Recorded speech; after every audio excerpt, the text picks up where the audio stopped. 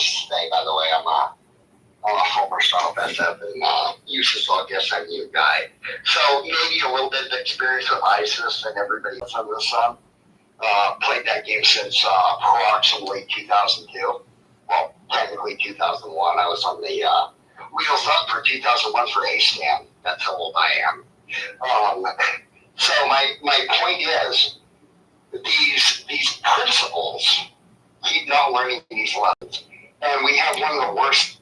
There was a guy that I went through this with, along with Stealth Medical a while back, how the senior principals in charge at the National Security Council are some of the worst actors we have ever had in those positions, like to a man and woman.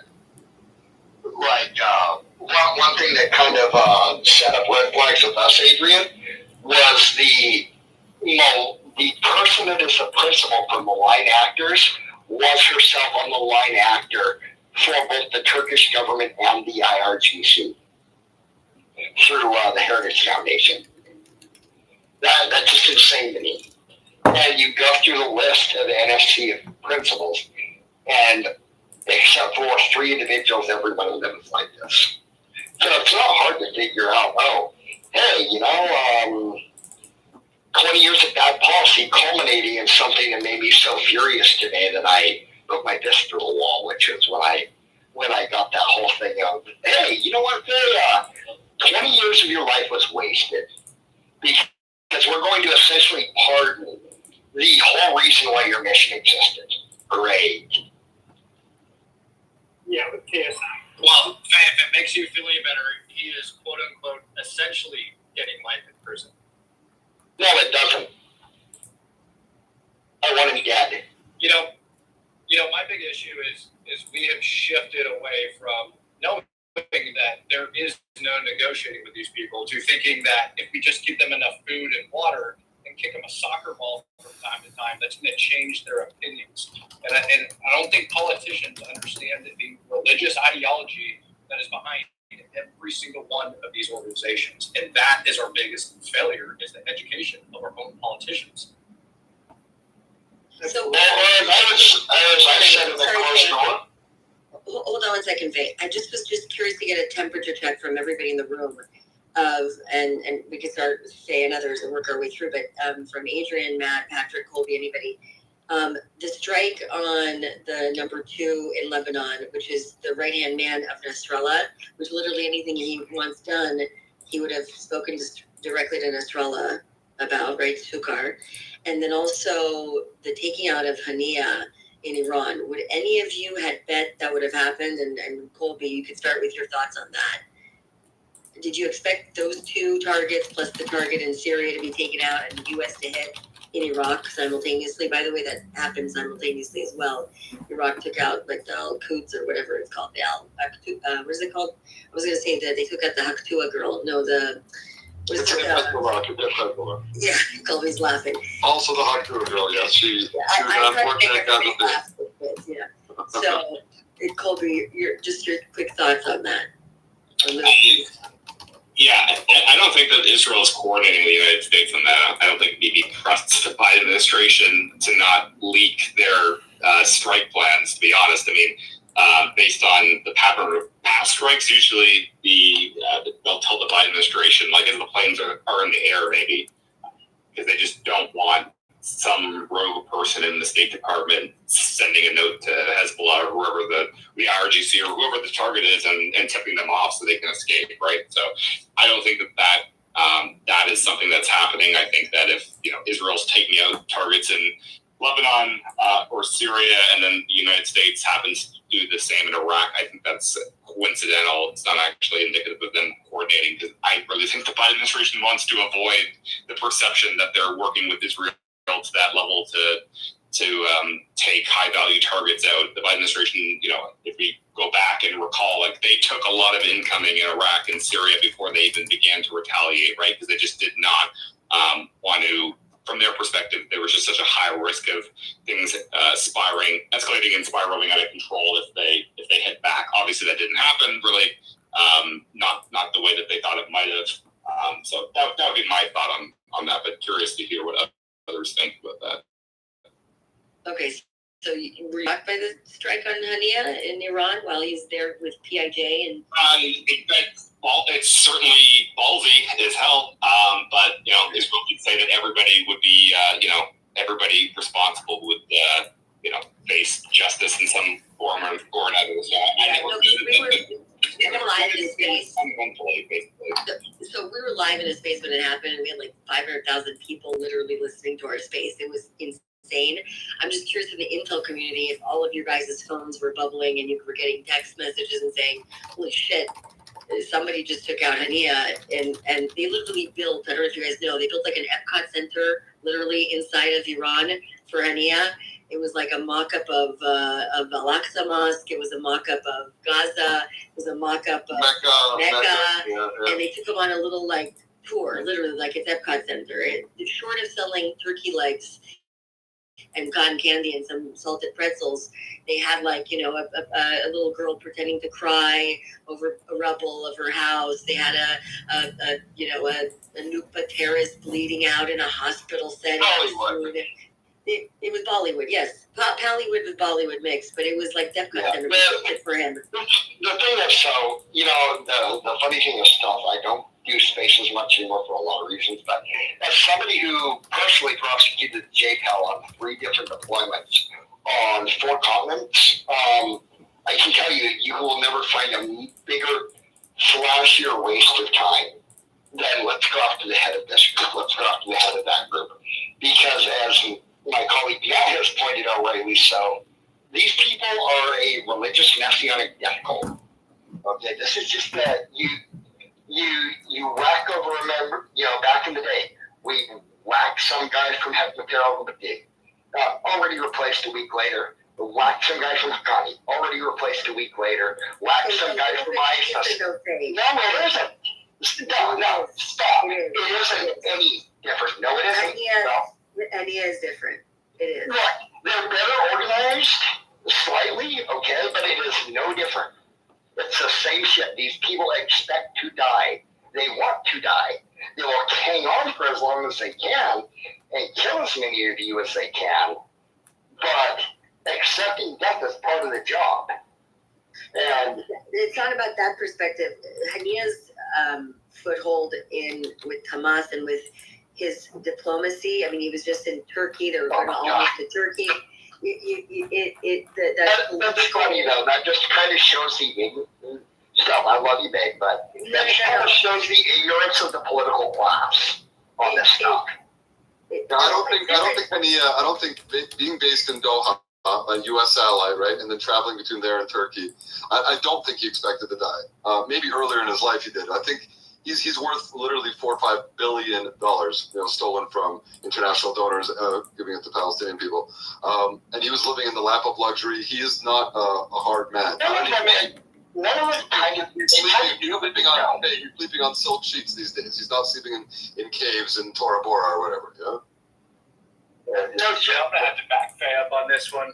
I got Faye's back on this one 100%. Like these guys, they really do. They're okay with death. It doesn't bother them at all.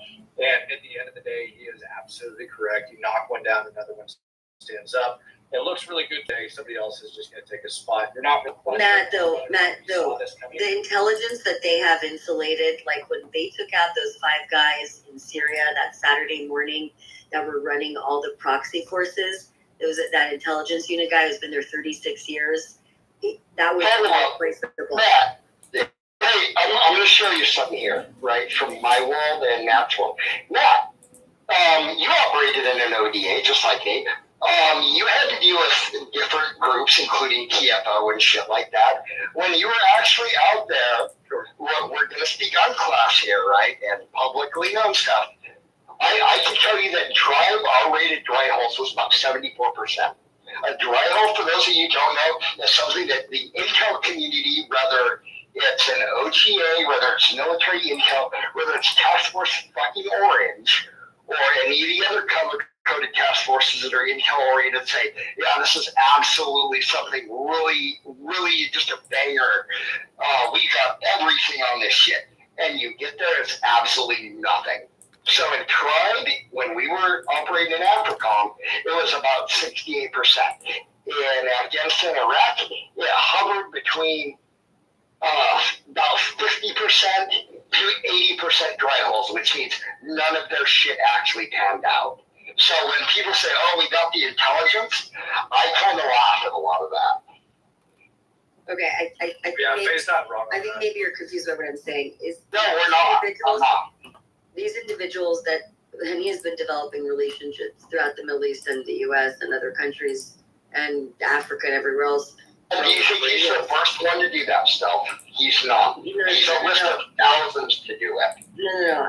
I guess okay. Let me finish my thought. When it comes to Hamas, and because there's no communication, like between the Egyptian government and Sinwar is completely incommunicado, right? So there's no negotiating ground. You just had 10 months of the U.S. government, along with the French and every other fucking leader, trying to broker some type of ceasefire, a peace deal, or a hostage situation, and the main negotiator was with Hania. So the significance of Hania, like if you listen to the Israeli perspective or the individuals, I would say in foot, it is a huge situation. That's why I'm just curious from Adrian, your thoughts on Hania being removed. I will back up a second because I think getting Fuad Sugar is a much bigger score than getting Hania. Okay, all right. Okay, so give your argument. Fuad Sugar, he's one of the earliest into the fold. I mean, he was running around with Mustafa Bahmuddin, Imad Muniyah, responsible for the 83, the Marine barracks bombing. He's got a $5 million reward on his head. He was in control of southern Lebanon. He had the southern Lebanon file meeting. He was directing the war campaign there. I understand that playing whack-a-mole, I don't like it. I don't like playing whack-a-mole because with these terrorist organizations, they do have deep benches. So when you're removing individuals from, let's say, the Radwan unit, from this rocket division or this rocket division, they're replaceable. But when you take a Shukr off the battlefield, when you take a Mohandas off the battlefield, when you take a Soleimani off the battlefield, that is significant. Or a Mughniya or Imad Mughniya, and then their external missions never recovered, or at least not quickly after that. There's certain people, it's like, this is like an argument that goes on all the time in anything, right? Yes, everyone's replaceable, but no, not everyone's replaceable with somebody of equal quality, right? And that applies to you, Faye, right? If God forbid, you get injured on a mission and you have X amount of years of experience and then you're replaced by a newbie, even though the guy has the same, he's been on the rifle range, done the same basic and advanced training as you have, it's not going to be the same quality operations in the field. And especially if you've been in the field in a certain, theater, and you've developed, relations. I'm saying theoretically. No, I get that. I get what you guys are saying. Let me just. I personally just add with there's a dangerous part to this. There's a dangerous part to this also because if you look at Nasrallah's rise, he replaced Mousavi, who was taken out in a strike by the Israelis, cutting off the head of the snake. Yep, and Nasrallah is turned out to be far more dangerous, far more radical. I mean, he was not what the Israelis would have liked to have seen replace him. And I'm just going to finish on I'm just going to finish on two quick notes. Am I surprised that Israel took out Shukr? I'm not surprised that they took. I am surprised that they got him, but then again, Israeli intelligence is great. I'm not surprised after the strike hitting and killing the 12 children on a football pitch. I'm not surprised that Israel hit Dahiya, which is a no-go zone. Unless you're carrying a Hezbollah card or an IRGC card, you are not getting in there. I don't care if you're American, Lebanese, whatever it is. Unless you are a card-carrying member, you're not getting in there. So, am I surprised with that? No. With Hania getting hit in Tehran, there are things that do surprise me about it. But if you look at Mossad's record leading up to October 7th. Before that, when we've been shrouded with all this, really heavy military warfare, what we forget is that Mossad was running circles around the Islamic Republic inside Iran with the killing of Fakhrizadeh, the nuclear scientists. It took them like a month, 2 months to figure out how they did it. They took Imad Munir out in Damascus 2008. You had multiple sabotage at Natanz, which is one of the most dangerous nuclear facilities. You had an IRGC officer assassinated in an IRGC neighborhood, North Tehran, exactly where Hania was taken out. You had Abu al-Masri, Al-Qaeda, responsible, one of the two individuals responsible for the Kenya and Tanzania bombing, taken out along with his daughter, who was married to bin Laden's son. So Mossad has a... And don't forget about Adrian, don't forget about the nuclear archives literally being driven out of the country on dump trucks. Yeah, and the nuclear archives is one of the biggest coups of all time. And of course, people would say, oh, this isn't true. But it's all turned out to be true. So am I surprised that they were able to hit Hania in Tehran? No. I just didn't expect it at this time. I'm glad it's happened, and it's great to have the skilled negotiator as he's being.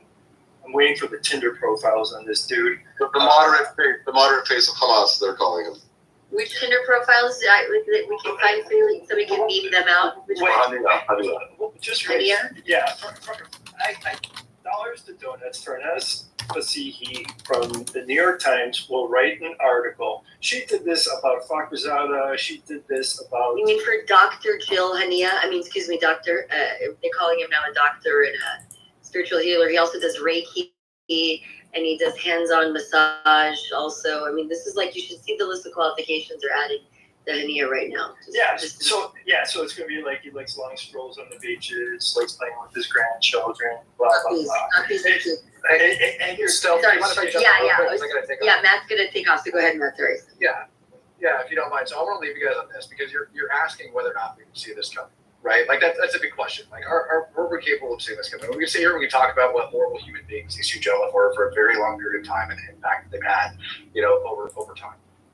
But the bottom line is, I feel like they were used as political tools. I feel like if Israel would have invaded Lebanon without a very good basis in the ground behind it, the entire world would have been in an absolute uproar over against Israel. I think this was calculated by Israel. I think they had good eyes on targets for a while, and they were waiting for something to happen in order to take them out. For the last 6+ weeks over inside of Lebanon and inside of Syria, we've seen the Israeli Air Force attacking Hezbollah supply lines, weapons caches, and specific key leaders on the ground that weren't high enough to really elicit a huge response from Hezbollah, but enough to make something happen.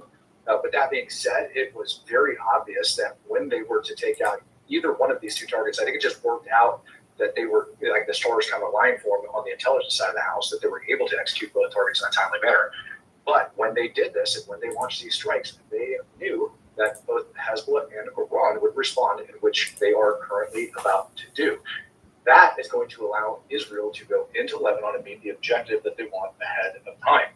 This is, in my opinion, not about knocking those two guys off. Those two guys are chess pieces, in my opinion, because now that Iran is about to attack Israel, Israel now is able to be like, all we did was took out this horrible human being, that was involved in October 7th. Here's a video of him praying in front of a TV on October 7th. Oh, by the way, he's done X, Y, and Z. Iran's going to be pissed off about it. We're going to be talking about it. And when Israel goes into Lebanon, it is somehow justified at that point in time, and the world stage can be a little bit quieter about why. Matt, the Iranians told the Kuwaitis last week that they had transferred an EMP style, what was the verbiage? Devices. I just want Matt to hear this real quick since he's got to go. Y'all focus on the smoke show as opposed to the substance stuff, and I don't get it. Right, that's more or less what we're trying to say. So, I wanted to ask Adrian a question real quick. okay, but before Matt goes, the supposed transfer of this EMP bomb, and this is what I want to understand, Colby, if you've seen anything. That's not confirmed here. That's a Kuwaiti newspaper report. No. Yeah, but There is it's no the such second thing time. as an EMP bomb that's going to affect more than one building that's not a nuclear device. Period. She's saying she's equating it to a nuclear device. She said it yesterday. And said it today. I mean, literally, without detonating a nuclear device at high altitude above the atmosphere, you cannot generate an EMP that's going to affect more than about one building. Like, it's not physics. Physics says no.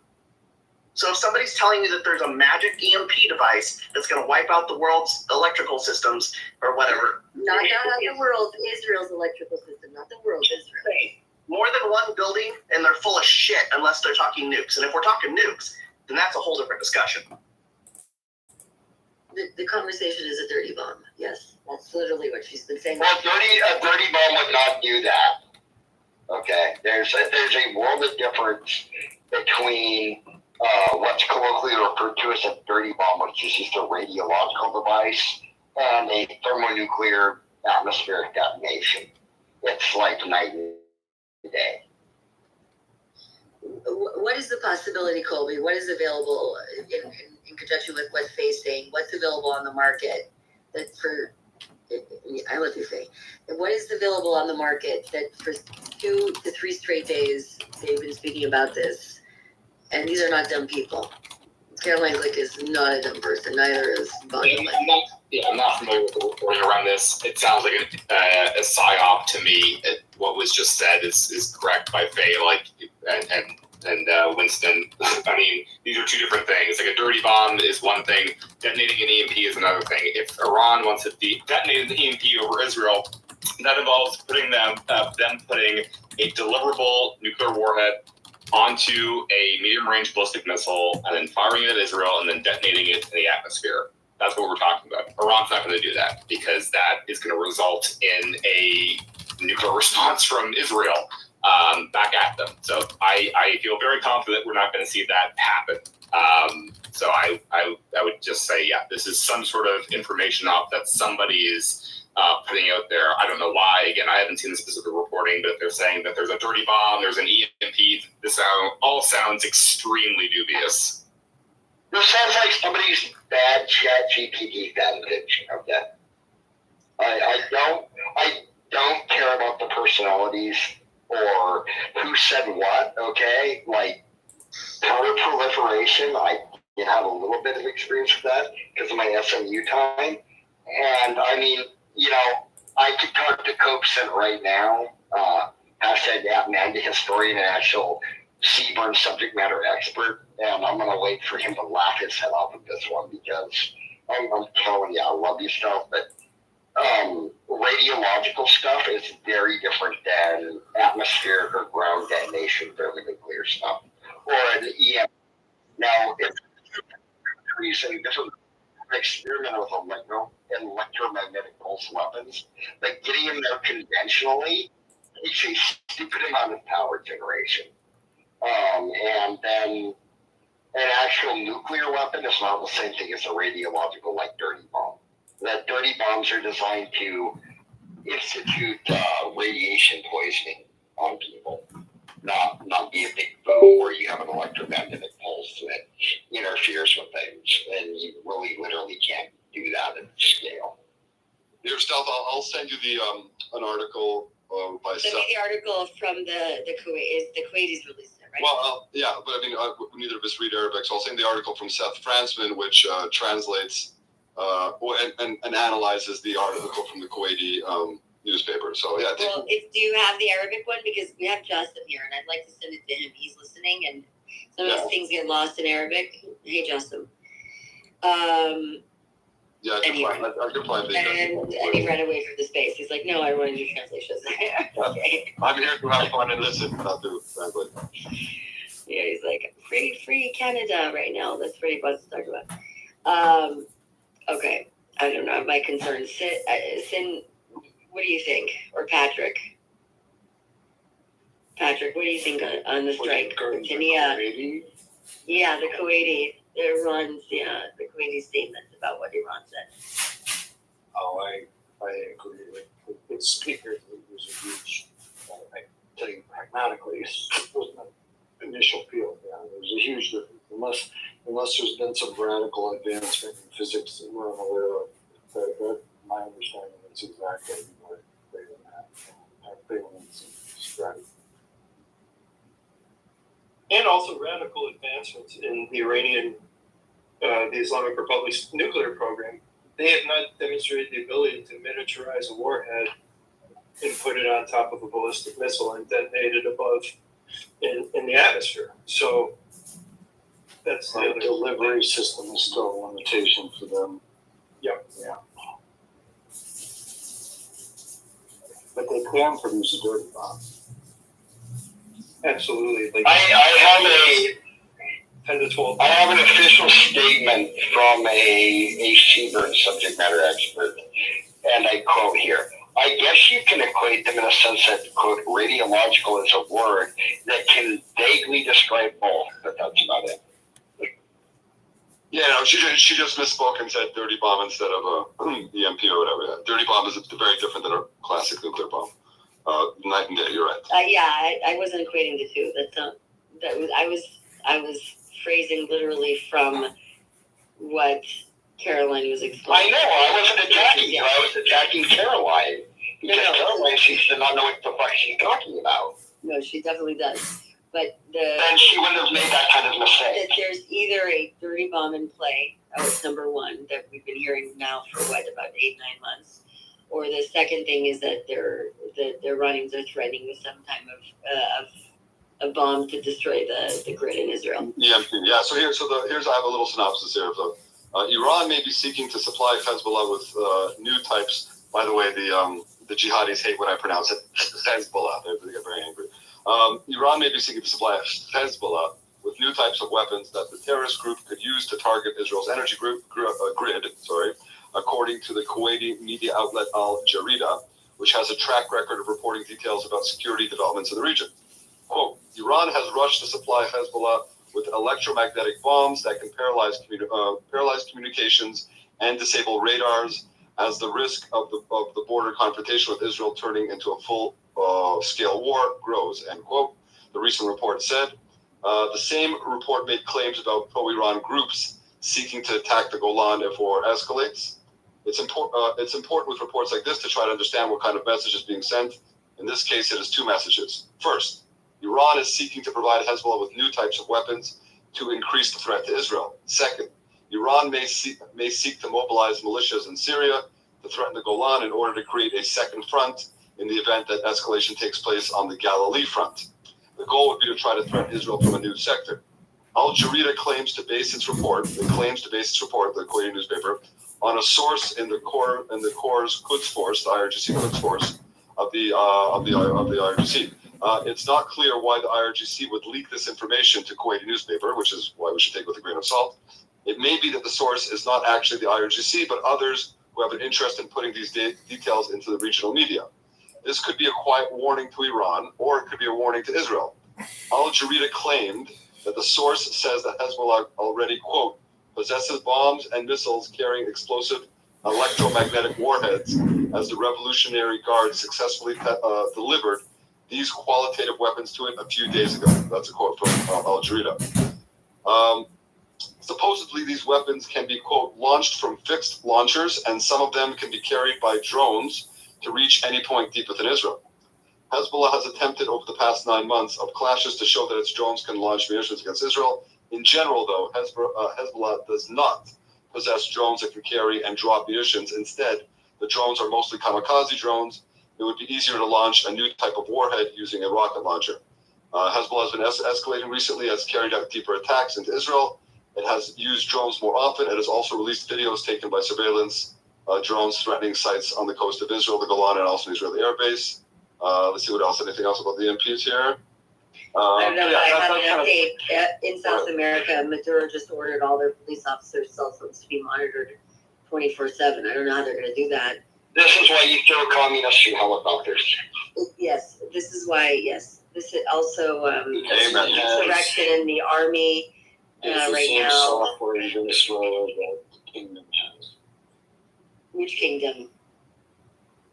Well, technically both, but Okay. KSA is a combination of Israel and Chinese, but the American and Chinese view Iran have a very robust surveillance, that's the right way to say it.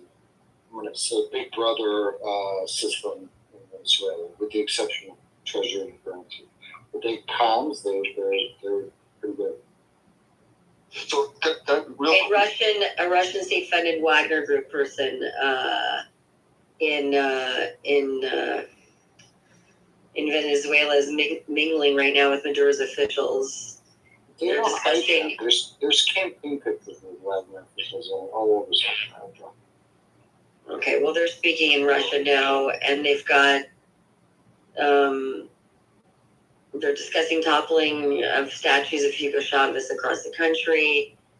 Okay, I posted the video. Raphael is saying you don't want to be added temporarily to our South American group channel. It's just South America.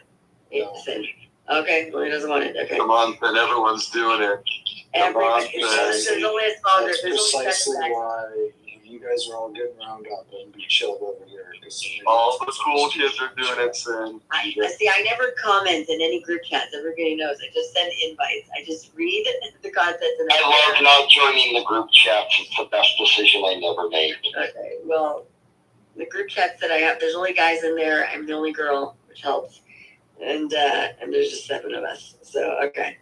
Hey, stop. Wait, this space has been going on a long time. You just brought up Venezuela again. And the Wagner Group, maybe it might be a good idea if Sin doesn't mind explaining the threat between Russia and the IRG, etc. IRGC in South America.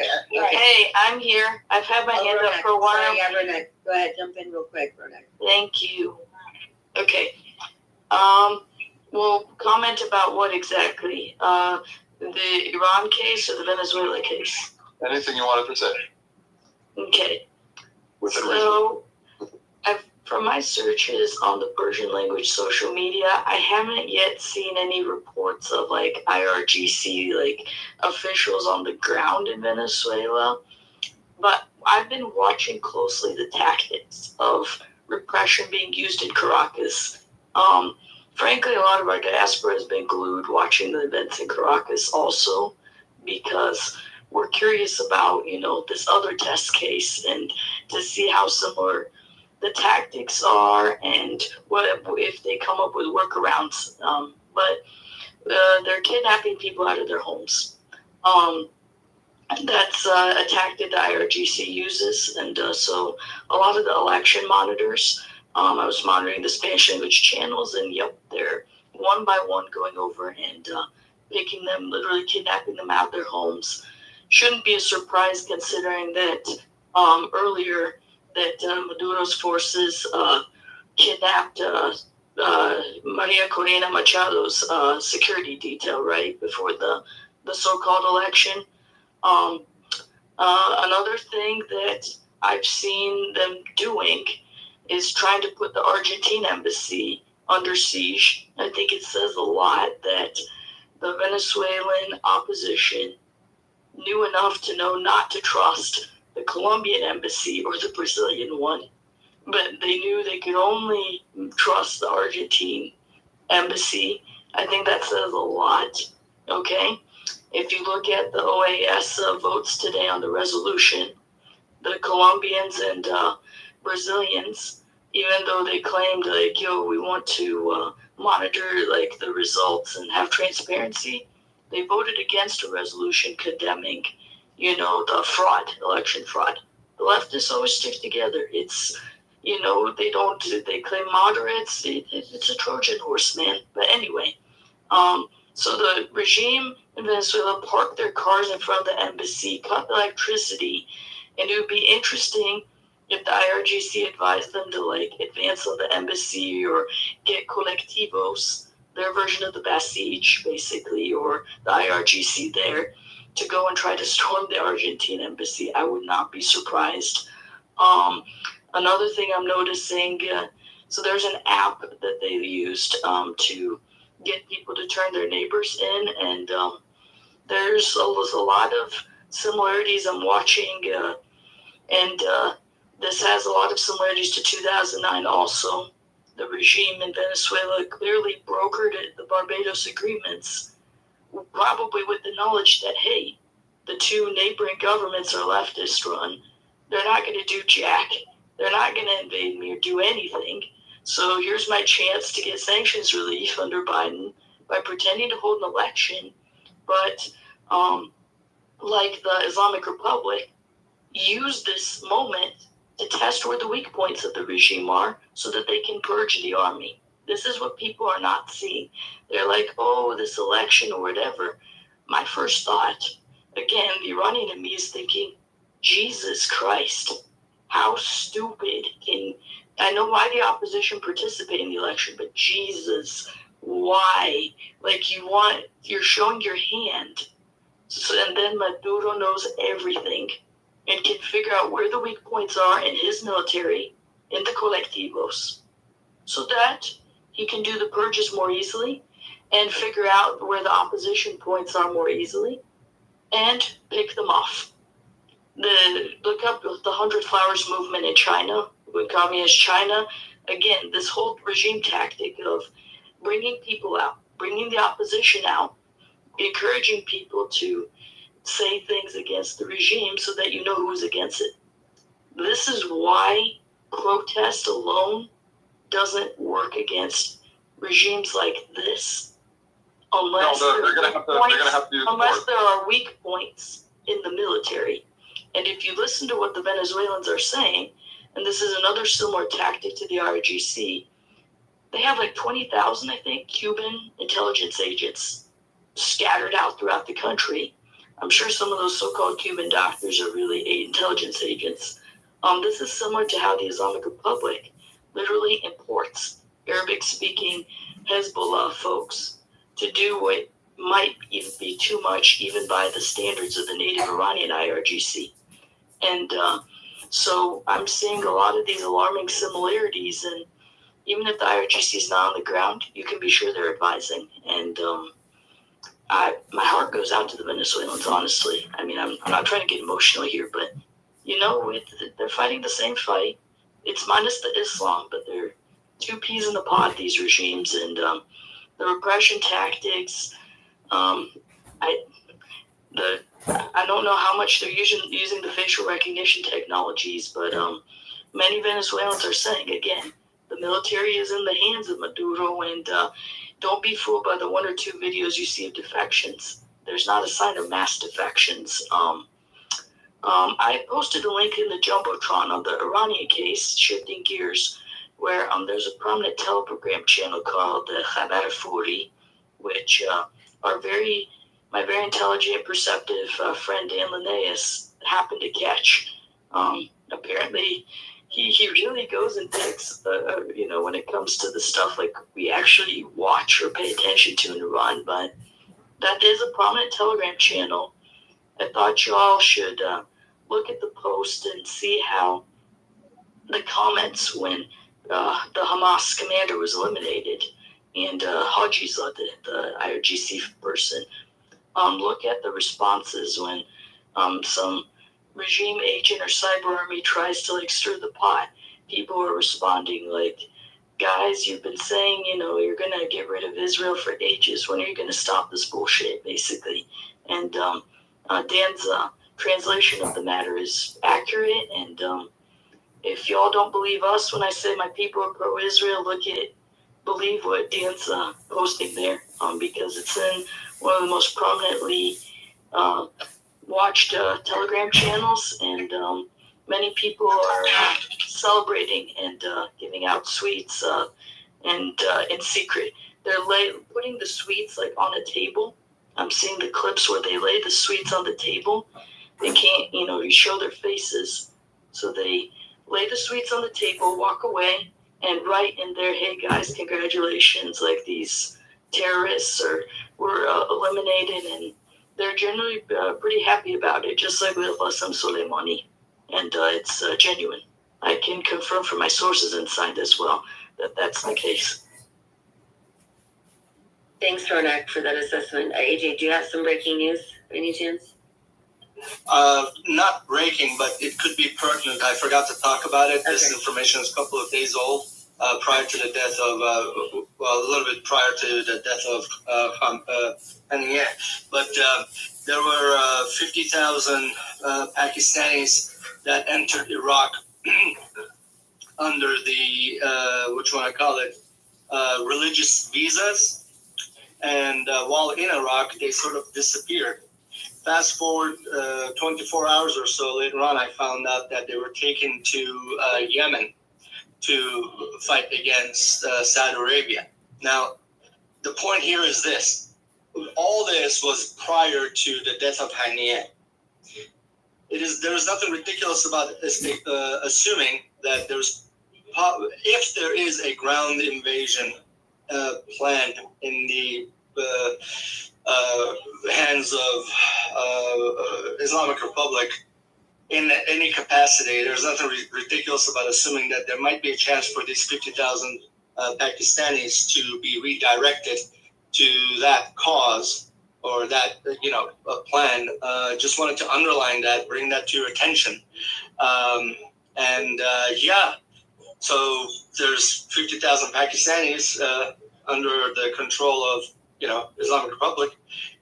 So God knows what will come out of that. I mean, they might as well stay in Yemen.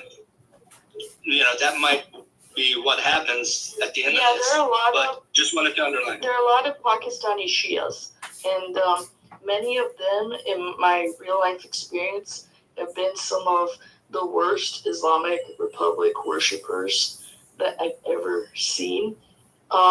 Basically, the non-Iranian Shias, we hate them because they see this regime as like the protector of Islam, the protector of Shias, and so a lot of them are willing to take the money and do the Islamic Republic's bidding when a lot of us won't get involved in this shit, and that's why the sanctions matter. That's why it was so dangerous when Biden relaxed them, because then now they have more money to fund more people and persuade them to come and enforcers, Ronak. They bring them in as enforcers.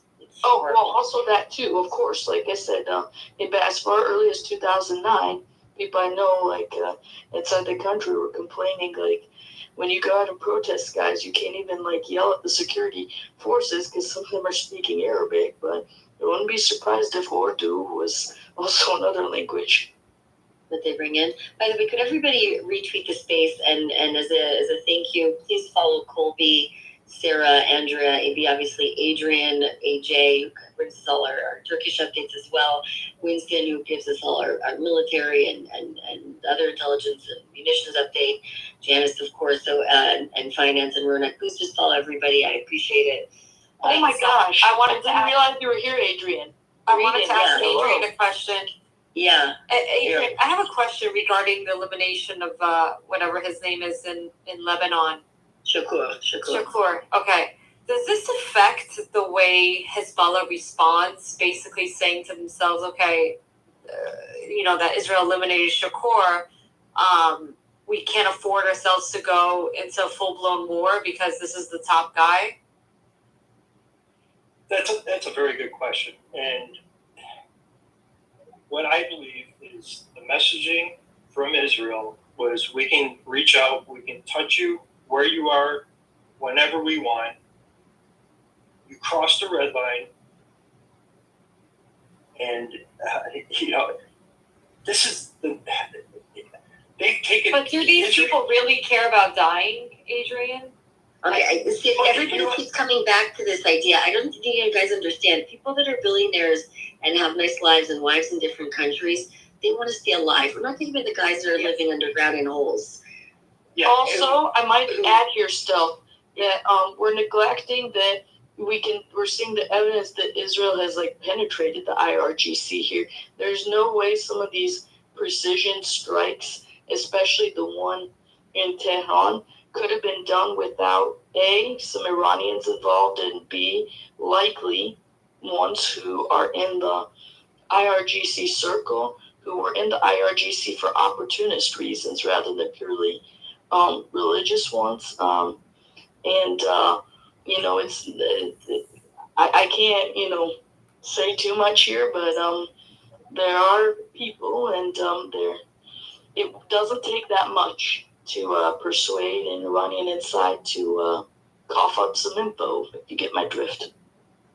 Rona, Adrian, I wanted to hear what Adrian had to say. Yeah, go ahead, Adrian. Yeah, removing sugar. I know people are saying, well, it's just whack-a-mole, he's replacement. I'm saying he's not that replaceable. This is a guy with an unbelievable terror pedigree. He was parading around South Lebanon. These guys don't write stuff into manuals, into books. This is a lot of group thinking between Munia, between Mohandas, between Shukr, between Talal Hamia, who they haven't got, who's got a higher reward on his head. So removing an individual like Shukr inside the Tahia neighborhood is it's a very, very strong message. And I'm interested, he left before I wanted to ask him a question, but he's saying that, the Islamic Republic will respond, and they will, but what type of response are we going to see? That's the big question. Are we going to see the same response that we saw after Israel took out the annex in Syria? It's not even an annex; it's just a spy base. What was the response? They sent over a bunch of drones moving at a pace of about a lawnmower. They sent a bunch of ballistic missiles. Half of them didn't even make it off the launch pad or landed in the desert. It was the most telegraphed response that I've seen. So what are we going to see? Are we going to see a muted response to save face, or are we going to see them try and throw precision-guided missiles? Is Hezbollah going to try and move those into southern Lebanon and start firing those? Are they going to up the ante, or are we going to see a muted response to save face and say, you know what, we did this? But then again, we keep on playing this tit-for-tat game.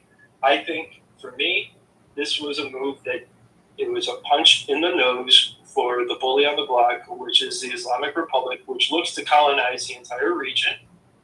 All right? And if they want to escalate and climb that ladder, they're doing it at their own peril. Period. End of discussion. It's not wise, and at that point, I would bet that America would start showing some skin in the game.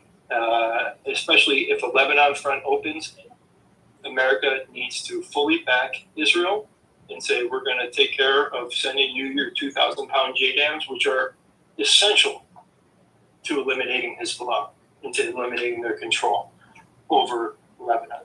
So, long story short, it was a brilliant move. Took them off the map, took them off the chessboard. High-ranking individual. It was done in a very sensitive neighborhood, which also sends a very, very clear message to Hezbollah. And also, this guy was on his way to visit his mistress, is one of the rumors going around. That's how they got Imad Munir.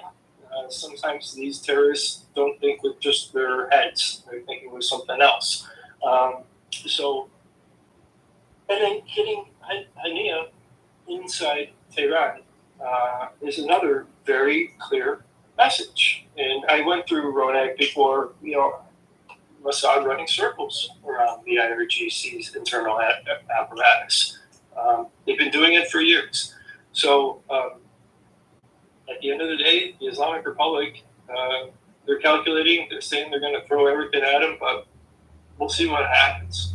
I've been trying to predict this war and what's happening next is just, it's an exercise in just, it's pure folly because it's hard to tell what's coming. I saw a very amusing video. I don't know if you saw it, Adrian or Ronak. I think yesterday it was floating around where some local stooge, media person, quote unquote media person, was interviewing I think the former, or maybe at the time the sitting Minister of Intelligence in Iran, and said, "What would you consider your almost like sort of a courtside reporter after? What do you consider your number one accomplishment, Mr. Minister, whatever?" And the guy said, "My number one accomplishment is that I rolled up the Mossad network in Iran." Meanwhile, they probably go ahead. 6 days ago, he said that. 6 days ago. Not 6 days ago. Okay, it was beautiful. Yeah. It was beautiful. Meanwhile, they probably arrested some goth kids and whatever, right? So who knows? But they certainly so that was I remember seeing that, and that was the best laugh that I had had in a long time, because I remember shaking my head and I was like, dude, if you just knew like how many of your own IRGC you cannot trust, like the majority of them probably aren't what we call matheists. I think that's the English term. The ones who are, the Imam Mahdi is gonna come around and bring the justice and let's do the caliphate now types. The apocalyptic. Sure. They at the end of the day, the majority of the IRGC folks are not suicidal matheists. That's good in a sense, but it's only good if one of them can get up the courage to, take out the trash, but the problem here, and I think part of the reason why they don't, is because they know that the Iranian people do not distinguish between Khamenei and the IRGC, okay? To them, they're all part of this financial empire that's bled the country dry. And so they know the Iranians would then turn on them, and without Khamenei giving the orders, to multiple different, parallel militaries that he's kept separate, and divided, that what would happen? Ronak, I just saw an image right now on Al Jazeera of the building where the strike was against Hania Winston. Al Jazeera, an hour ago, there's a picture of it's a beautiful building. It's surrounded by greenery, completely isolated. Again, like I said, hidden hill style, right? Like Gates community style. It's a multiple layered, very modern looking building, Ronak. Do you know what I'm talking about? So the building was in Saadabad. This is a neighborhood in the north of Tehran. It's only 70 degrees there, so it's cooler weather and it's nicer for them to stay in, is what we were told. Okay. That's not the only reason, Steph. Part of the other thing is, in all the major cities in the country, you have neighborhoods known more as regime neighborhoods, as opposed to the more normal ones, or the anti-regime neighborhoods. And sometimes people take this into account, where they go buy an apartment or whatever. And I wouldn't put it in the same category as Dahia, because obviously the government wants to embed some of the regimes in the, more anti-regime neighborhoods to keep an eye on them. But there are some neighborhoods, once they get that reputation, people self-select and stay away. And so, you know what I mean? So then it becomes almost like the Dearborn, style here, people self-select away from certain places where they know that either you're not going to be able to talk to your neighbors, you're just going to get spied on even more. And so I think that's the other part of this equation, is that Israel's calculating that this neighborhood is a regime neighborhood. So I can go and strike, and even if it's not nearly as precise, and even if I screw something up, I'm probably going to take out somebody who deserved it anyway. Think about how shook, just real quick, Steph, think about how shook the regime must be, right? This was during or right before the inauguration of their so-called new president, right? He had just, Hania and others. It was right after. It was that night. He had just attended, a meeting at the Majlis, right? Majlis, the sort of their fake parliament, where they were all screaming, "Death to America, death to Israel," etc., etc. He was in an IRGC guest house, right? With, by the way, Palestinian Islamic Jihad, one floor below him, who was not the target and wasn't taken out. His bodyguard in the shower with him, yeah. And the indications we're getting now, we don't know 100%, are that it wasn't an airstrike from outside the country. That this was more likely an anti-tank guided missile or something from fairly close, maybe from a couple buildings away or whatever it is. So they had. It's at the building next door. Yes. Yeah. So the stuff is the picture that you saw post-strike, and if so, no, it's pre-strike. Pre-strike. Apparently, we will have no pictures from it because of who that building, that area, and who runs it. Well, right, because they don't want I think part of this is they don't want other people disgruntled people getting ideas, if you get my drift. Well, all and I I know think is if somebody purchases satellite imagery, who has bought satellite imagery over Iran in the last 48 hours? yes, That would, but you somebody have has to, that.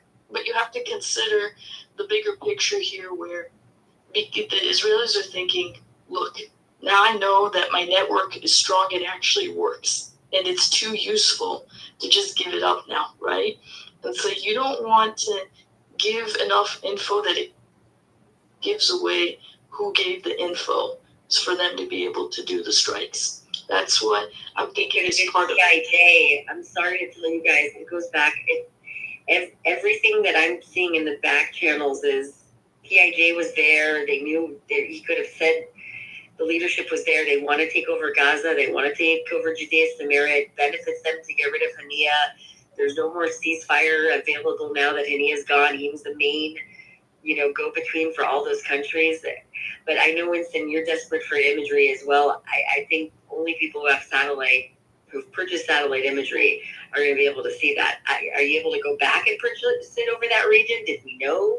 Adrian, what do you think? Investigations have traditionally gone when there's an assassination inside the Islamic Republic is that it's going to take months to figure out what actually happened. And even at that point, we may not even get to the truth. With the Fakhrizadeh assassination, there were multiple conspiracies. I saw them go through 3 different types of scenarios before they landed on what actually happened. Because Israel wants to obviously defend their capabilities, their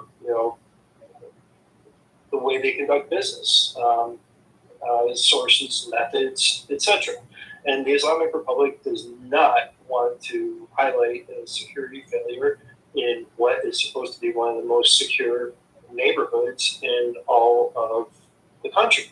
So that's kind of where it is, and I think it'll take months before we get an idea of what actually happened, unless there's somebody in the Islamic Republic that's leaking information out to us that can give us an accurate description and is also a credible source. Okay, let's go to finance for 1 sec, and then Winston, I'm trying to satisfy you with an image. I want one too. I promise you. I want one in the shower with the commander and Hania more than anything. But that, I'm not going to get that. It's a joke. It's a joke. It's a joke. Can everybody? It was very serious today. Okay, it's been 48 hours of very little sleep. Regarding your virtue. Regarding my virtue? Yes. Who said whoa? Was it Winston or was it you? Maybe. No, I said the virtue part. I think maybe Winston did the wall. Yeah, if we can't get to that, we'll get to the other one. People keep sending me memes of somebody dropping the soap. By the way, I have seen pictures, at least allegedly, of the apartment that Hania was. Yes, that we have, the before, not the after. No, the after with. No, that's the embassy inside of Syria. No, I even open source. I had to. The one with the tarp, the one that had like a tarp over it or a sheet or something over it. Yeah, that's not it. No. How many goats were in the room? This is an outstanding question. Zero finance. Zero. I don't believe you. There's no way that he's in the shower with his bodyguard. There's no goats. Sorry. There's zero. It was. They were all busy doing yoga with me. All the goats were doing yoga. By the way, the 2 leading suspects for the who led the killing of Hania are Shakira and Sick Boy. And people who know the reference know the reference. I have no idea what that means. Damn me. Seriously, I actually had a couple quick questions for different people. Yeah, let's get serious. Yeah, go ahead, finance. First, hello to Colby. Haven't been on a space with him in literally like a year and a half or something. Pleasure to see him. First, to Ronak and anyone else, but especially Ronak. I know the Iranians care a lot about how this hit took place because of so many ways it looks bad for them. But do they really give a shit about Hania? Like, they could really care or not, and I really have no way of evaluating that. And that's first for Ronak. I'd love to hear other people, but especially her view. So, I would say, if I had to rank the proxies, which ones are most expendable in the eyes of the IRGC in the Islamic Republic, Hamas is probably lowest on their list, okay? I think it's true that Hezbollah is like more of their crown jewel, so to speak, because it's far easier for them to sell the idea of their version of a caliphate to Shias. They care more about the Shia proxies because they'll see them as more reliable, quote unquote. Okay? You don't have the baggage from Syria and Assad to worry about for them to turn on you. That's one big part of this. The other part is, like I said, they have this network of Shia mosques in the West, and the Shias I've met in real life, and oh my God, like I said, they do the Islamic Republic's bidding like happily. Like none of them, since none of them have lived under it, there's just no way they, will be like easily talked out of it. Okay, it's like, hey, this is a freebie for me. I get my money. I get fresh paved roads in South Lebanon, etc. And who cares if the Iranians are eating in a garbage can out of a garbage can because of me, And so I think Hamas is their least valuable proxy, but the other ones are more valuable, and I think the Houthis are more valuable than the Islamic Republic advertises because of that shipping lane thing, because they care about, let me put it this way, the Islamic Republic has never seen a monarchy that it liked, including the one that they overthrew, but also the Saudi monarchy, they don't like that, and so they still have this pleasure in trying to surround Saudi. So having a proxy to block the Bab al-Mandeb Strait and harass them a bit is still considered valuable to them, and it's more valuable than they advertise. Okay, wait a sec, Ronak. AB, the image you just sent me, some of the Persians just sent me the picture. I'm going to send this to Winston. Winston, is this what you're looking for? Let me just send this to you. And Ronak, I'll send this to you as well. Hold on 1 second. This image of the strike. Tell me this is in Farsi. I just saw some pictures released with showing the pose. Did Rahar send it to you?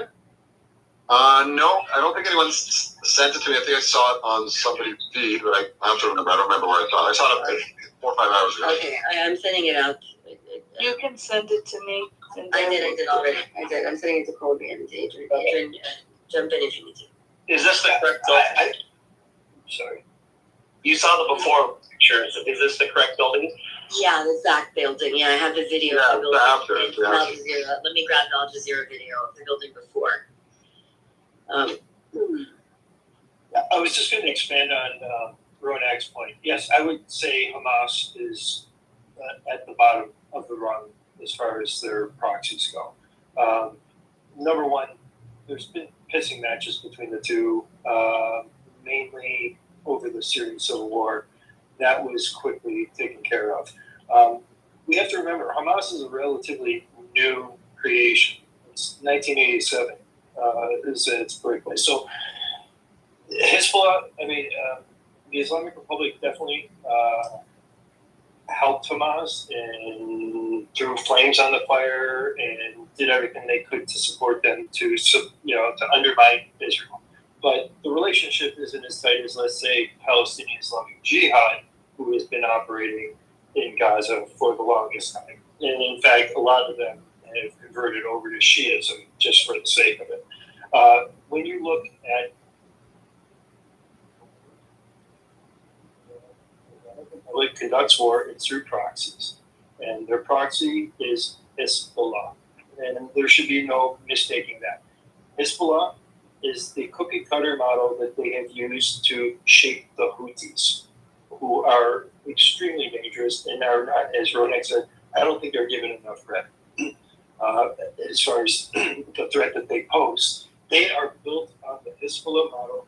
They have Hezbollah trainers on the ground with them and IRGC guys in the rear. This has been a long-term indoctrination program. And also, they don't have complete competing militias working against them that are also on the Islamic Republic's dime. Then you look at Iraq. Again, it's Hezbollah. You have multiple competing proxies there. You have Qais Khazali's group. You got Sadr's group. But who has the Iraq file? It's Kataib Hezbollah. All right? That's who has it. It's under Abu Fadak. And there's a reason for that. It's because Hezbollah is the way that the Islamic Republic wages war in the Middle East. It's that simple. They realized, created in 82, and it's grown and grown, and they realized it. And another fun fact, from 92, 92 to 96, Al-Qaeda and every other, well, they weren't Al-Qaeda at the point, Egyptian Islamic Jihad, Bin Laden's group, you had Carlos the Jackal, I believe, was down there, Abu Nidal group was down there, they're all down in Sudan, and there was a giant terrorist training camp where there were 30 terrorist training camps set up around the country, financed by Sudan, all run by the Islamic Republic and Hezbollah trainers.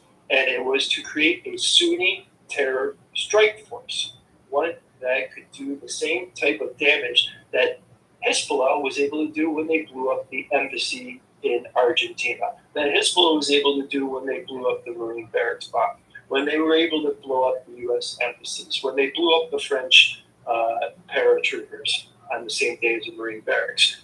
So the Jewish Community Center also. The Amia Center in 94. Yeah. 1894. So you just go down the list, and Hezbollah is the model. The world needs to wake up to that. If you study Hezbollah, you understand how these other proxies work, because they were trained, organized, everything from the financial systems to the way that they operate on the battlefield to the way, you name it, it's standard across the proxies. It's standard because they know that's the method that works. It's the effective one. And truthfully, who have we been talking about? Who are we worried about? We're worried about Hezbollah on the northern border.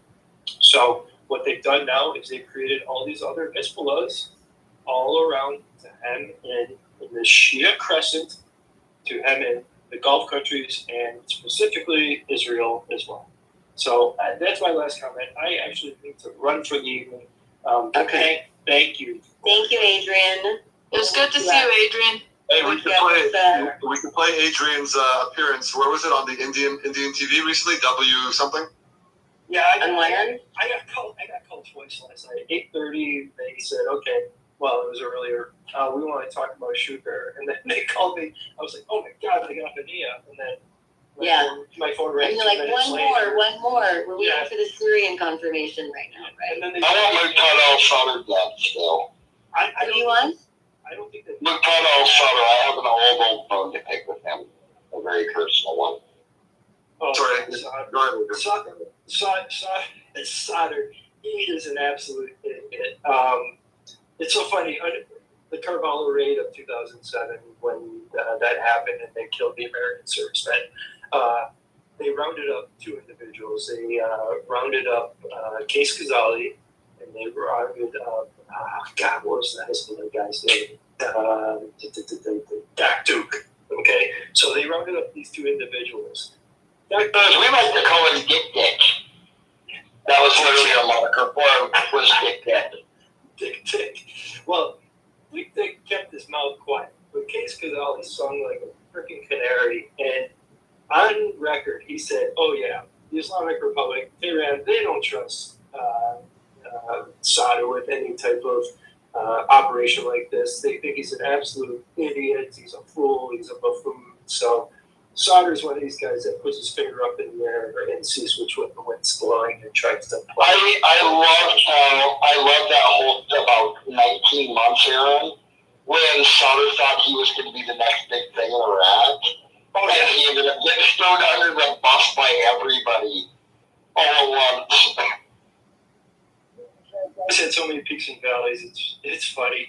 And the truth is, he should be under arrest because he dispatched his hitmen to eliminate another cleric shortly after we invaded, so he can control Baghdad and that Baghdad raid. That doesn't matter though, Adrian. That only matters when we did it at Task Force Green. Yeah.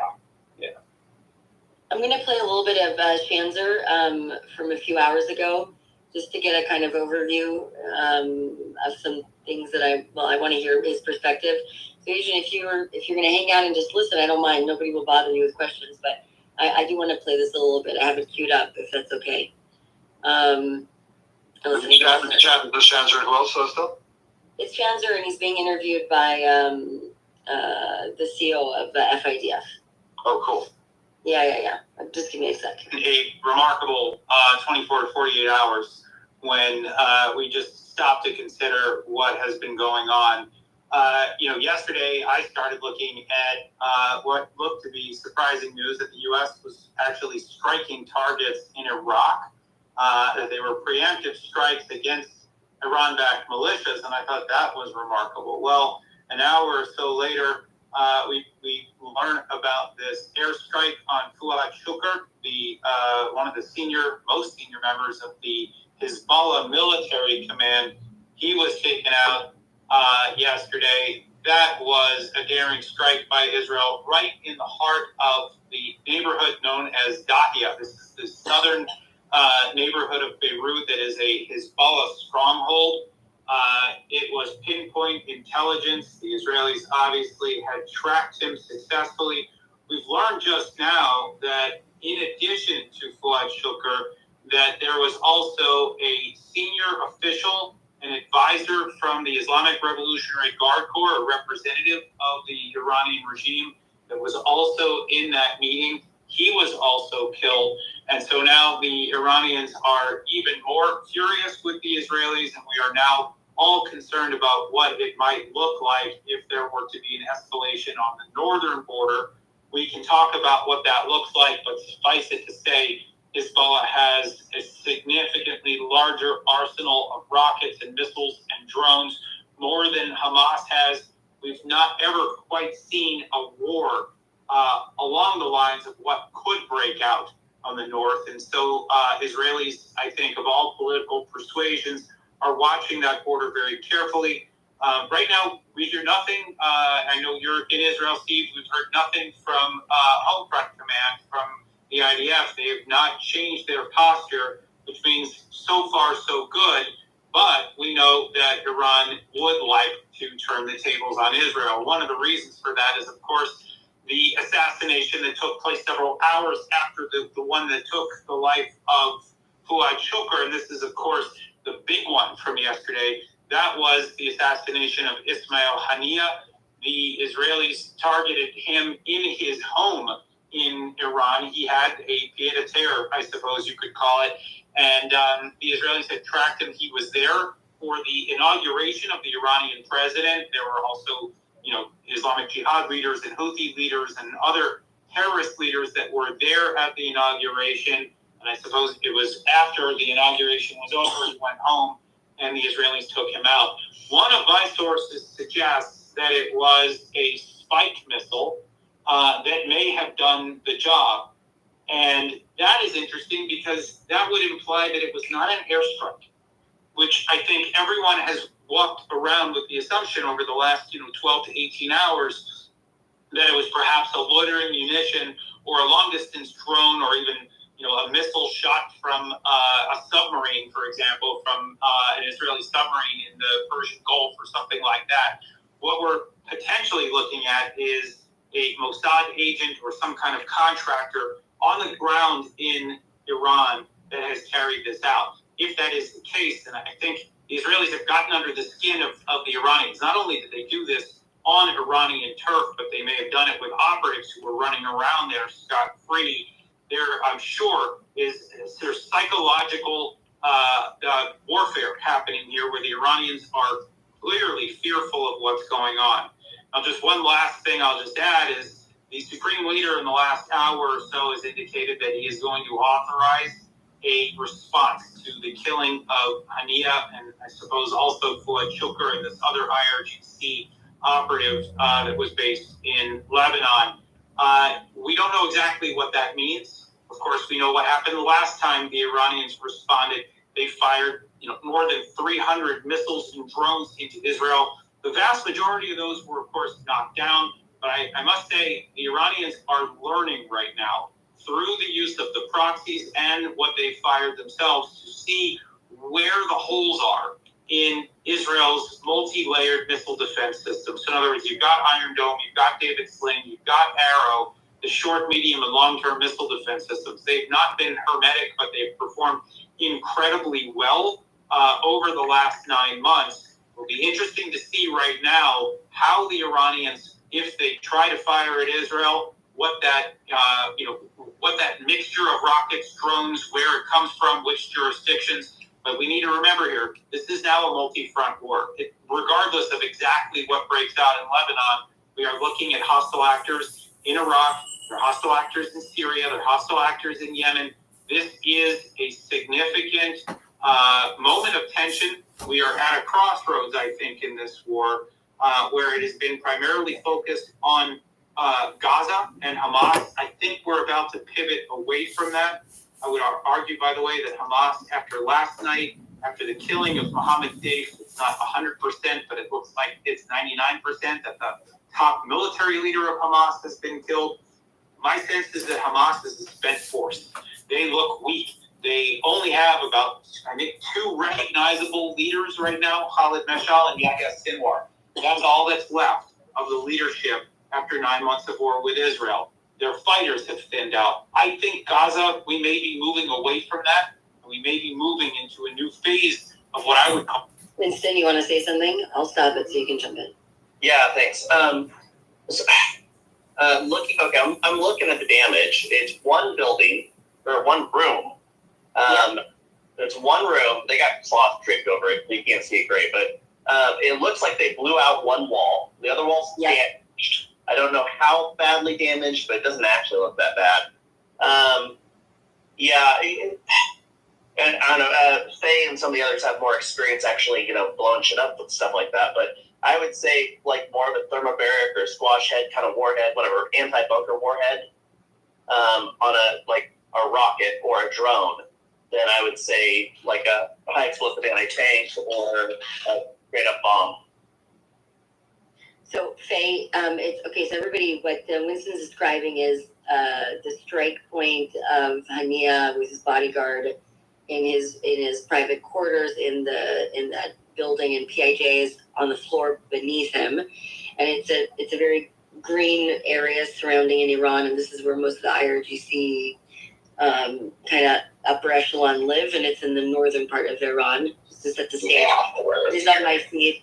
Do you have that picture, Faye? Yeah, so that would seem more to me like, if anything, like a land attack weapon. It does not look like any 500 or 1,000 pounder dropped on jack or shit, frankly. If anything, if I were to go to big bucks, I would also not say loitering munition necessarily, because in spite of the fact that lethal loitering munitions are notoriously bad at a lot of their attack methods. They're not that great. It's a lot of hyped up shit. Even our vaunted switchblades are not all that good. And they're almost exclusively top-down attacks. That would seem to me more like something like a cruise missile or a short-range missile system that's designed to do something besides top-down attack. So wait. So Mark, What about the theory of the Sting that Jonathan Chandler referred to, like a Sting missile, Israeli Sting missile, shoulder fired, from a neighboring building? It's from a neighboring building. They said it was right next door. Okay. Thoughts, Faye? Because only he died in the bodyguard. Oh, So the thing is, I was having a connection issue on my end there. So yeah, that has potentiality there. I like spicy stuff like that personally. That's up by with and through shit that I love. It would have been an extraordinary effort. Now, understanding that whole northern part of Iran, when when we were dealing with Iraq, we had to watch that area all the time because it's also one of the wonderful classical smuggling corridors. The problem with smuggling corridors and routes is everybody on them is very greedy and it works both ways. So, yeah, I just see this as being possible.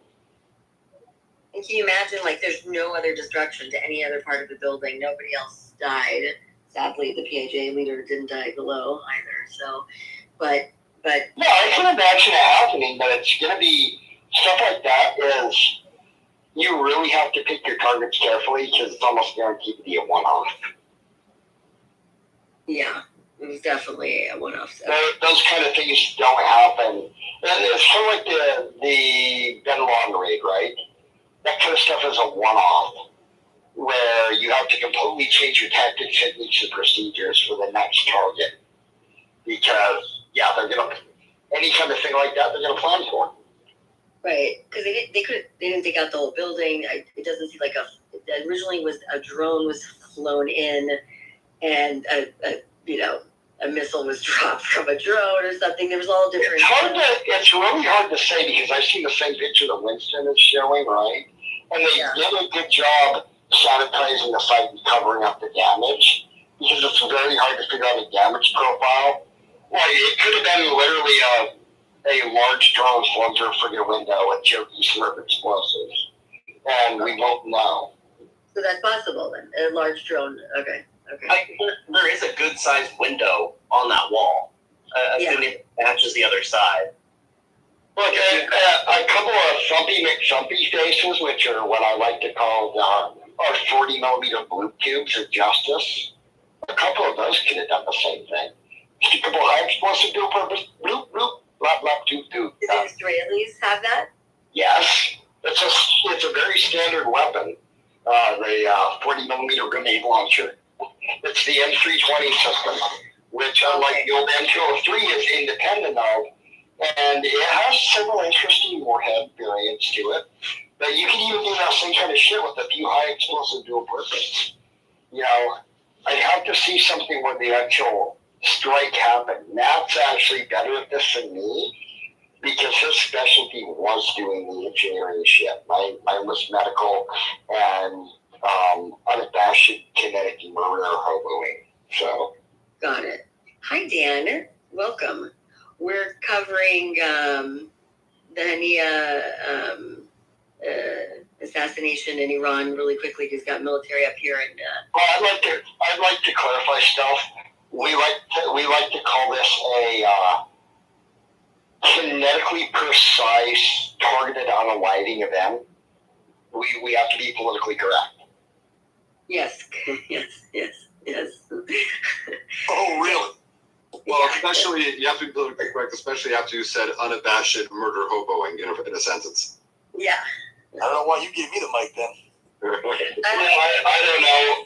Look, I don't propagate. I didn't propagate the JPEL, everybody. I just prosecuted it for 16 years.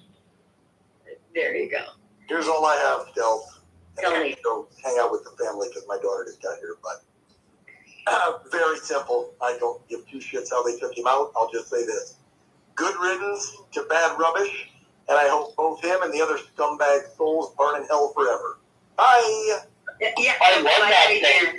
Great take, Dan.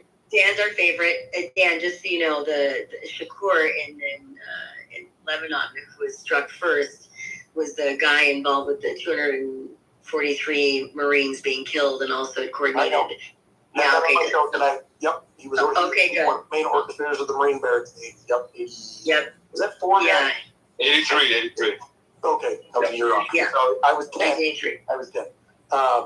Yeah, I mean, look, both these guys, and it's interesting looking at that back channel thing you posted up there where somebody's saying that they've got people pretty much saying that these groups were, falling apart and didn't even want to be doing this stuff anymore. They don't have the backing, the people, whatever, because they're either getting killed or dying off or not getting new recruits to join. But, thanks to the Harris Biden regime, as we're now calling them, they've got that $10 billion that we released to Qatar to give to Iran for humanitarian wink aid. And you have to be a complete fucking idiot. Oh wait, Joe is, he's lost his mind, he's almost a technical idiot. You have to be a complete fucking fucking idiots to think if we give $10 billion, but we put the strict parameters that this is only for humanitarian purposes and Qatar can only release it for that. Okay, what do you think they're going to do with their billions of other dollars they have in their coffers then? Because you just gave them $10 billion, you fucking morons. Hey, Snow, do you mind if I throw Dan a bone? Dan, I've got a bone for you here. So I'm sure you've heard about what I call the invalidating mine and thousands upon thousands of other Guam veterans, military adventures on multiple continents, in the whole decision of we're going to go ahead and plea bargain out Khalid Sheikh Mohammed. The funny thing is about that is, so the person that was actually empowered to do the plea deal for that, she's a former Army JAG officer. And if you look at the history, I know this JAG officer, and if you look at this retired Brigadier General history, this cat lady with stars on her uniform, or a single star on her uniform, that's essentially what she was.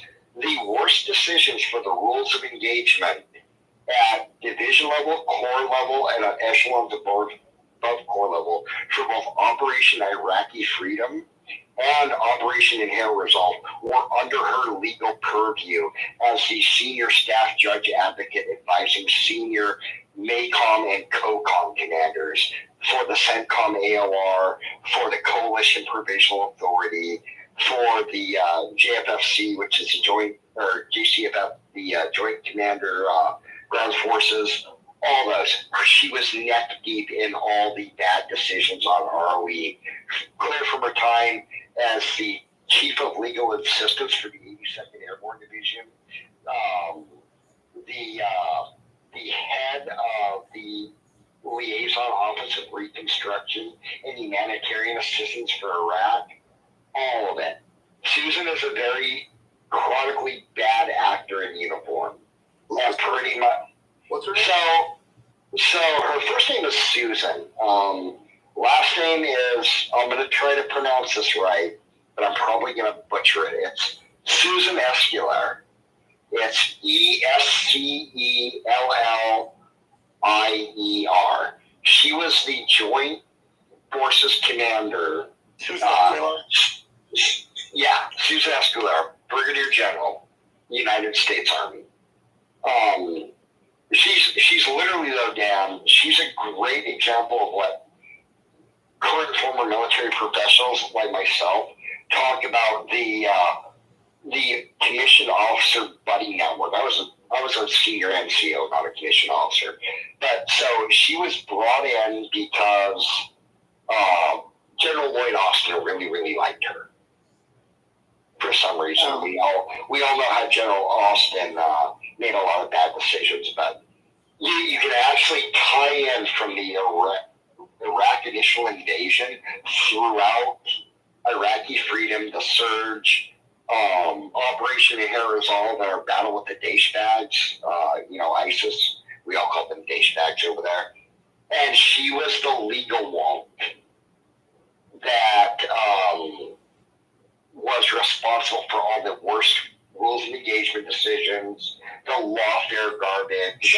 Was she under Obama when we updated them, or originally even under Bush? She was commissioned officer all the way back to Clinton. Like, we're all old farts. I entered the Army in 1995. She entered the Army in 1988. Do you want to guess what her alma mater was? University of California, Berkeley. Yeah. She was probably bosom. I'm gonna send Stealth her actual official bio so she can get over to you. This lady, like, we all knew about this lady in the task force. Massive rockets coming in right now from the north. Rahania, hostile craft in Gush Halav, Alma. Massive rockets coming over right now from the north in Israel. Hold on 1 second. Okay. Go ahead. You're talking about inbound. Inbound right now, live, yeah. Where from, though? From the north, from Hezbollah.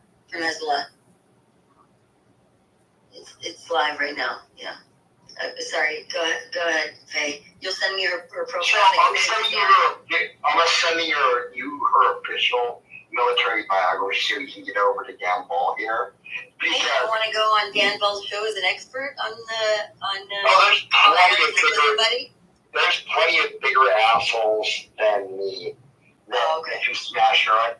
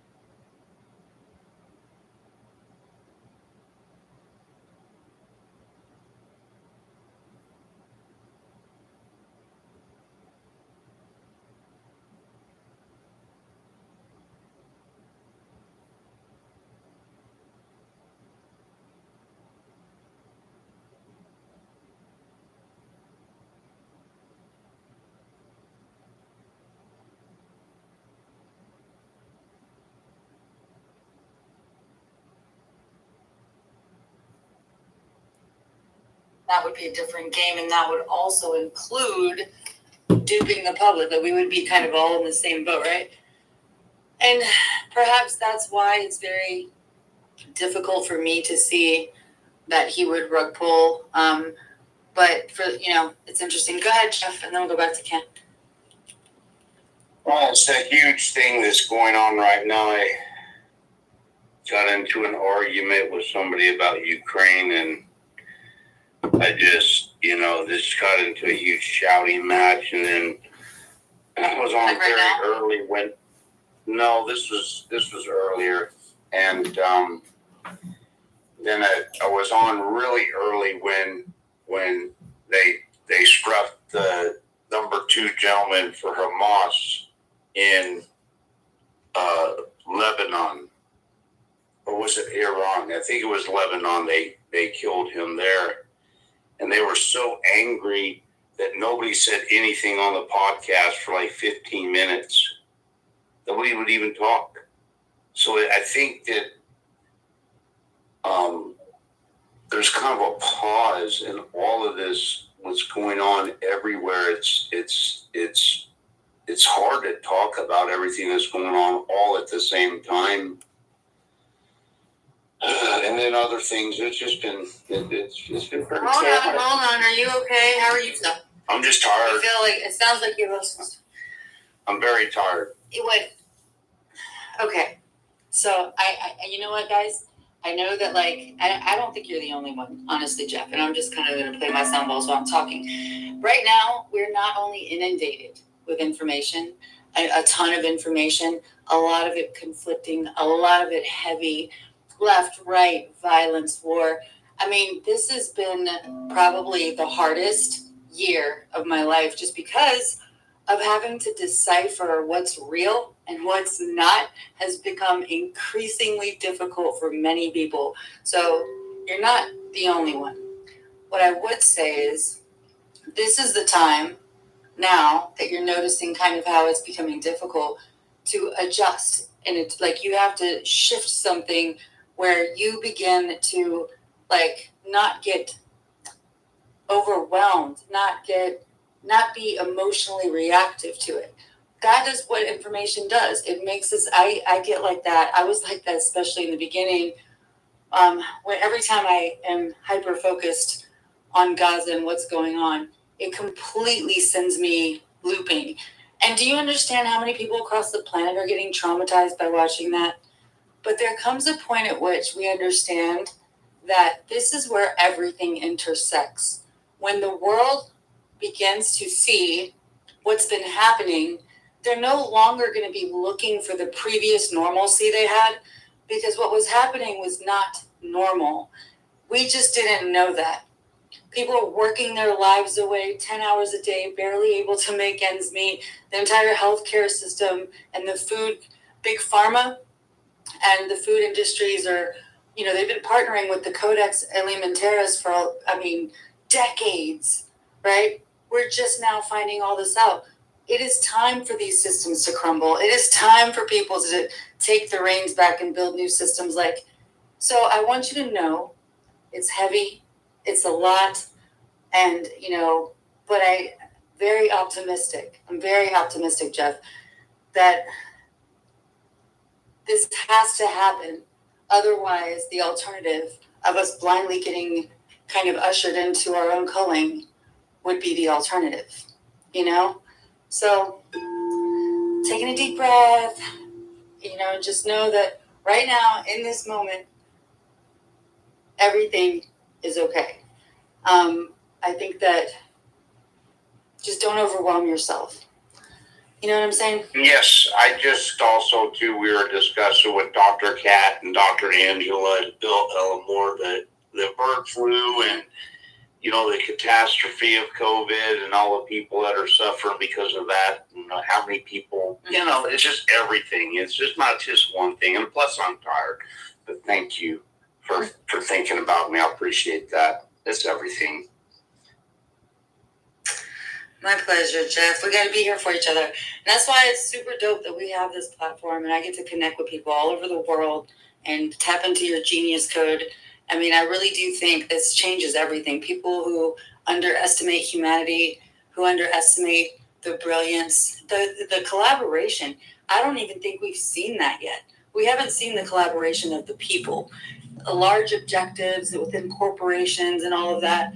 The globalization, that's a different element. I think when you find out that people are really fighting for the core values of freedom and life, liberty, all of this is a whole different ballgame.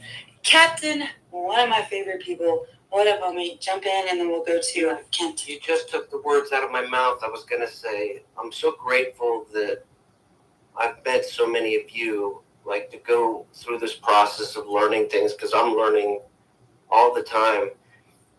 And, Destiny knows different pieces of the puzzle and I'm learning from her. And we all know that you are very empathetic, Maze, and so you're a wonderful person to help hold the hand of people, because it is a lot of cognitive dissonance and we're being assaulted. And you feel like there was just some clip I saw of Kamala Harris asking a question about inflation, and I'm like, is she trolling us or is she really that is she that incompetent? I want to be respectful, but is that part of the demoralization campaign? Like Kamala Harris I felt that way with Biden, right? I'm like, no, they're not going to really, And just think of that with everything else. COVID was so demoralizing for me, family members and everything. And so coming on to spaces, especially in the wake of October 7th, what if I didn't stumble upon many of you? Would I be even more isolated and lonely? So I feel grateful that I'm going through this with people that get it in different opinions, different takes, and it gives me a check, so I don't feel alone on that journey.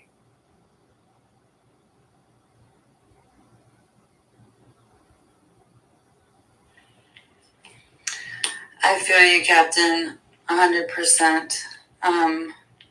1 second.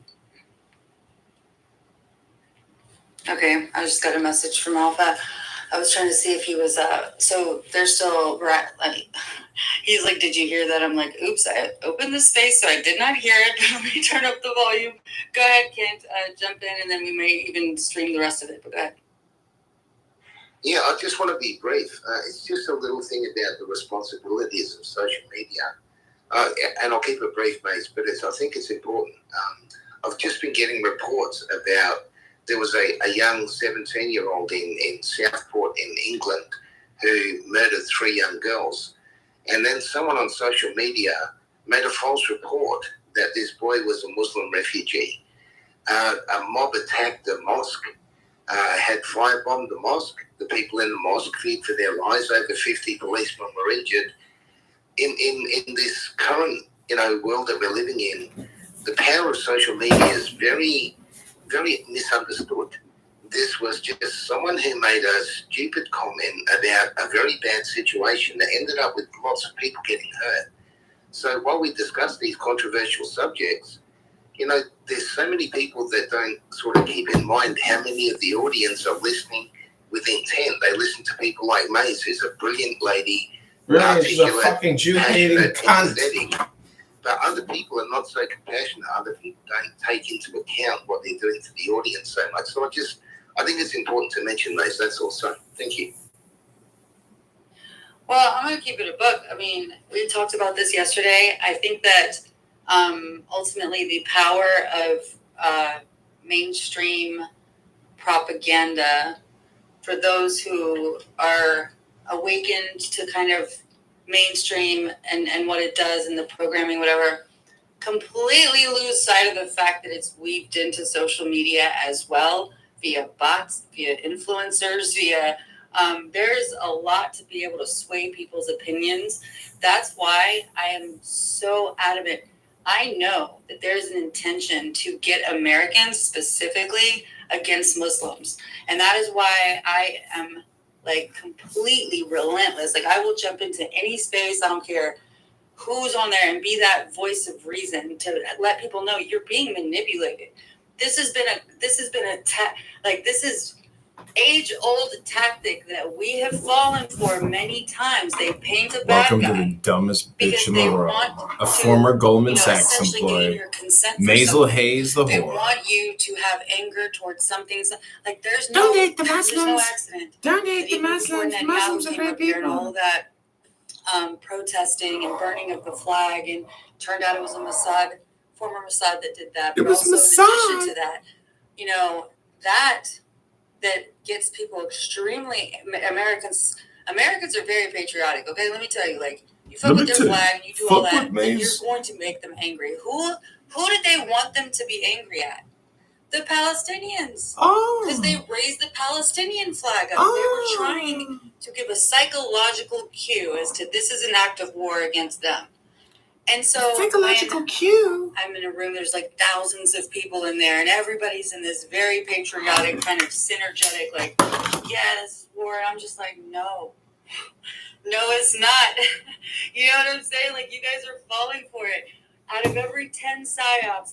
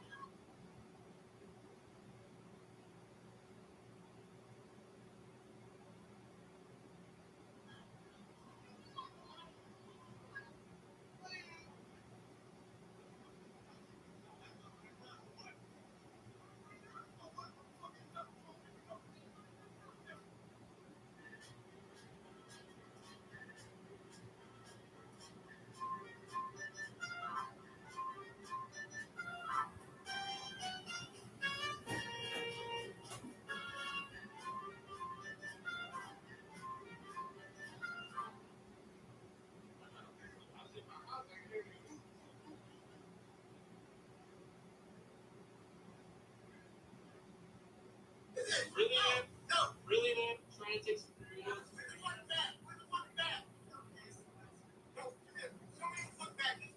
Dorito thing. We have a Dorito thing. On the door, get everyone out of the store. You're paying for it, or you're going to jail. Dorito thing.